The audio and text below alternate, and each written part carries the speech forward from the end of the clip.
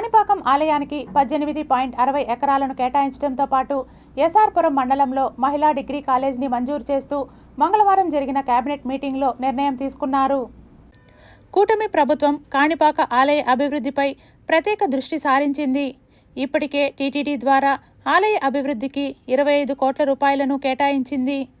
MLA Muralimohan ఆధ్వర్యంలో master plan అమలుకు కసరత్తు చేస్తోంది.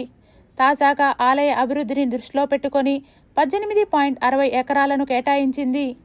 దీనికి మంగళవారం మంత్రివర్గం ఆమోదం తెలిపింది. తవనంపల్లె మండలం పట్నం గ్రామంలో సర్వే నంబర్ 772/1లో 10.44 ఎకరాలు, 772/19లో 8.16 ఎకరాలు చొప్పున మొత్తం 18.60 ఎకరాల భూమిని కేటాయించారు. మార్కెట్ విలువ ఎకరాకు 8.75 లక్షల రూపాయలు చెల్లించాలని నిర్ణయం తీసుకున్నారు. ఈ ప్రాంతాన్ని భవిష్యత్తు అవసరాలు, ఆలయ అభివృద్ధి కోసం వినియోగించడంతో పాటు ధ్యాన మందిరం ఏర్పాటు చేయనున్నట్లు తెలుస్తోంది. మాస్టర్ ప్లాన్ అమల్లో భాగంగా కాణిపాక ఆలయాన్ని భారీ మార్పులతో అభివృద్ధి చేయనున్నాం.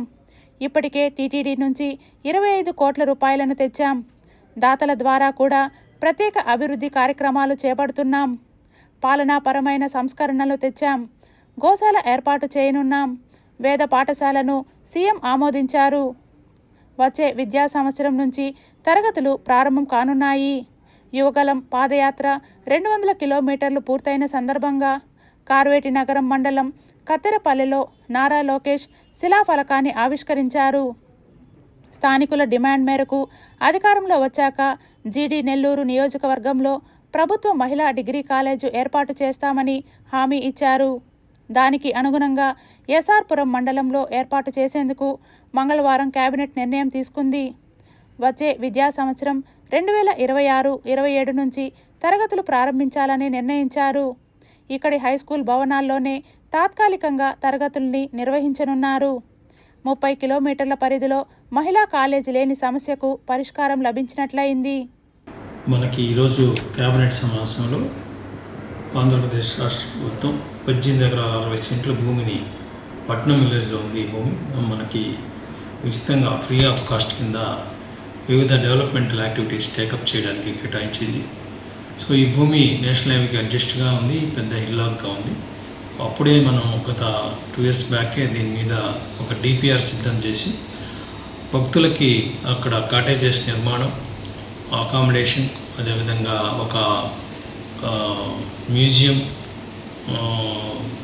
ధ్యాన మందిరం ఇలాంటివన్నీ కూడా అక్కడ ప్రొవైడ్ చేయాలని మనం ఆ స్థలాన్ని జిల్లా కలెక్టర్ గారికి కోరడంతో అప్పటి జిల్లా కలెక్టర్ గారు తహసీల్దార్కి డైరెక్షన్స్ ఇవ్వడంతో మనకి హ్యాండ్ ఓవర్ చేయడం జరిగింది.